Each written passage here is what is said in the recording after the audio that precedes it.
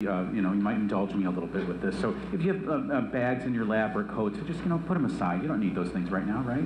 You might be writing something, waiting for something to happen. But I might ask you to move with me a little bit, just because I'm Italian, and my hands move a lot, and I talk a lot. So, so basically, I am an artist, and I run a company called Public Displays of Motion. And with that, we're always looking to find ways, the basic principle behind the company is always find ways to intersect community and our goals in making art. And sometimes we have major partners, and sometimes we have not minor partners, but multiple partners inside this work. So today what we're proposing, I've never used one. I push the red one. Oh, the arrow. There we go. Proposing a residency with the Boston Police Department as our primary partner, and then also with many other parts of the community. The Boston Police Department has several communities that they already work with, and there are potential communities that we've talked about in our meetings. But also secondary partners would be Commission on Affairs of the Elderly and Commission for Persons with Disabilities. And stop. I know you're thinking this. How does dance and the police department, how are they similar? Do they do anything that's the same? So I'm going to ask you to do this. Can you stand up for me for a second? And it has to be quick. No time to decide not to do it. You just have to do it. Put a smile on your face if you don't like it, all right? I support you and all that. Turn to somebody you don't know, and I'd like you just to say one thing that you like about their clothing, what they wore this morning, their choice in haircuts, just something, whatever you want. And interrupt the conversation if you have to. You can be three of you, it's fine.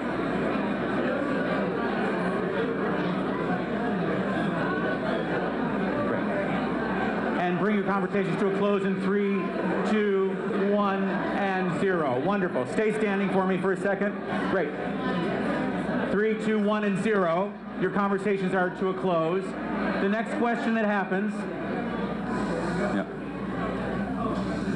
The next question that happens, now find somebody new, and I just want you to ask them a question. And around you are a dancer who works with me, Cara and Jordan are over here, and they can help you. If you have nobody to talk to, they'll talk to you as well, all right? Ask a question. Find out some answer you don't know about them. What do you want to know? Go ask. 5 seconds. 5. 4. 3.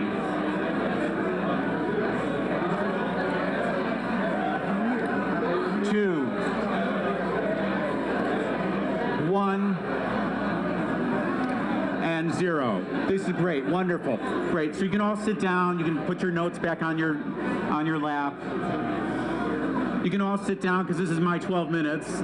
So go ahead, sit down, and we'll bring the conversations to a close, please. There we go. So. It's so great to see the passion over there, but we're gonna come down and we'll talk questions later.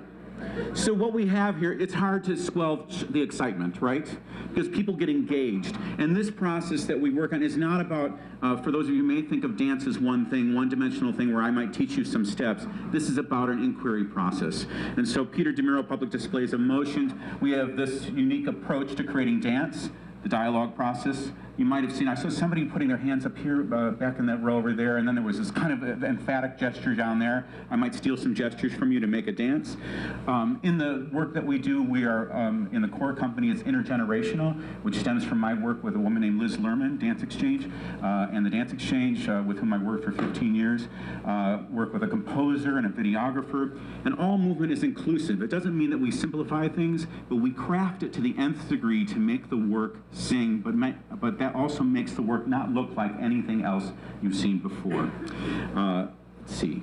I've some recent projects or projects in the past. Dos Hombres, some of you have seen on tape, for a flamenco artist and an adult survivor of polio. Both speak Spanish. One's from Colombia, one's from Spain. They argue a lot, and they get a very much a flamenco vibe on the whole thing. Farthest Earth from Thee was a commission from VSA Arts, the National Office of Very Special Arts at the time it was known. And this picture is from that, actually, which is kind of fun. We decided that everybody had to roll. I had 5 wheelchair dancers inside the work, and they became the experts in the room. And so then everybody rolled in shopping carts or on mechanics tables, things that rolling through the world here.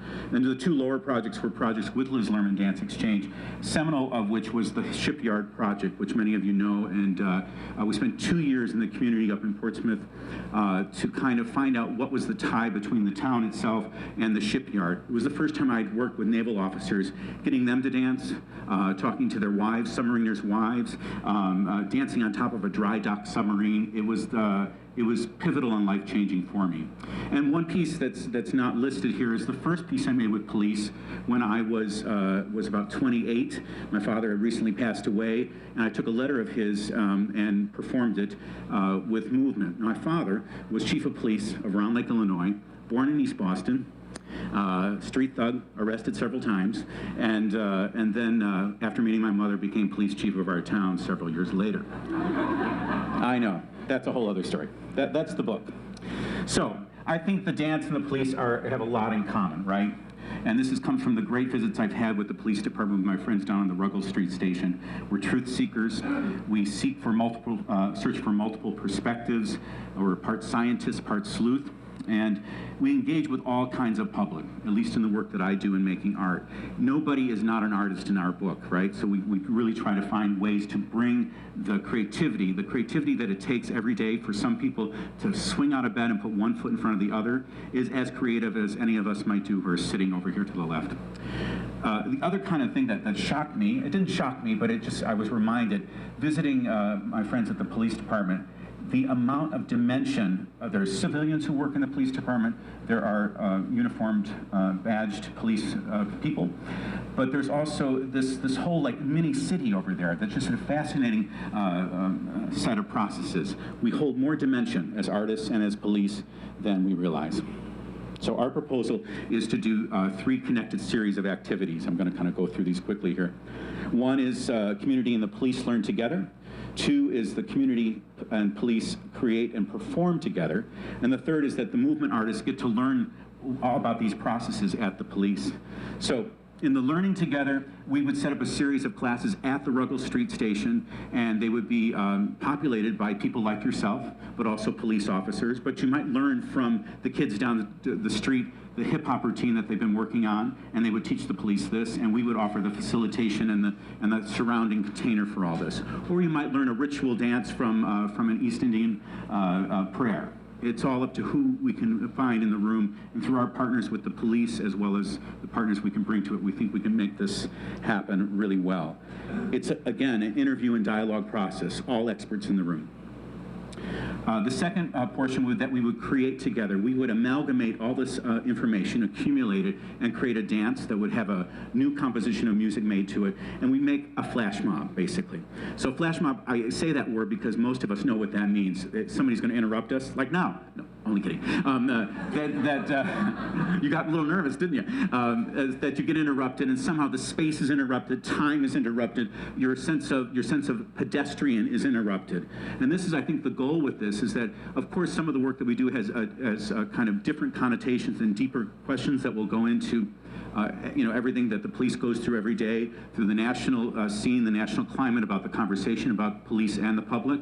But we also want to balance that with getting to know each other, and in a short time frame, we think these flash mobs can help us with that.